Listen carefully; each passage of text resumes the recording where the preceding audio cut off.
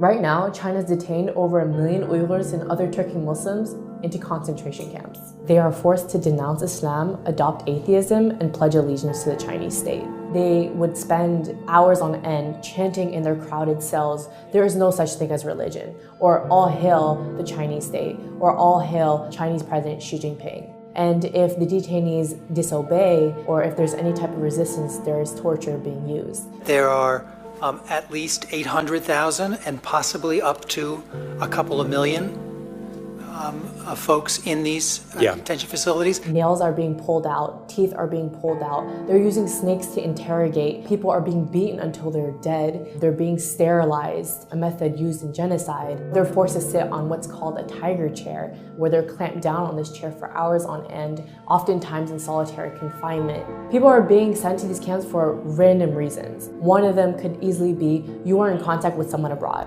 You have a family member abroad. You engage in religion. So if you pray, if you mention the word God in your speech, if you fast, any type of indication that you are practicing religion, that is enough for you to be sent to the camps. And thousands of people have actually been transferred from these camps to prisons. One of my relatives in early 2017 got put inside one of these camps. Last November, he came out dead. One of my relatives got sent to a camp because he went to the United States to attend my cousin's wedding in 2014. Last August, he got sentenced to 15 years of prison. Many of my relatives, we don't know if they're alive or dead.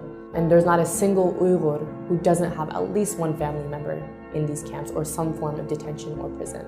The worst part is when someone dies, their bodies are not taken to their families, but rather their bodies are cremated. And that's another way for China to hide the evidence of bodies coming out of these camps. And it doesn't give us a clear idea of how many people are dying. All of this stuff is happening in secret. The children of these detainees have been sent to state-run orphanages and boarding schools where they are taught to hate their own religion, identity, and are forced to speak Chinese, are subject to abuse and torture. The parents don't know where their kids are. Most towns and villages in East Turkestan are almost empty. Around 70 to 80% of the civilians are all gone. You walk through the street and it's eerily silent because most people are in some form of detention or prison. Schools and factories are now being transformed into these concentration camps. The entire nation of East Turkestan has essentially become a dungeon for its people because China monitors their every action, even in the homes. So there are millions of Han government cadres who are living in Uyghur homes to make sure they're not engaging in religion and to assess their political views. Practicing Islam is completely banned.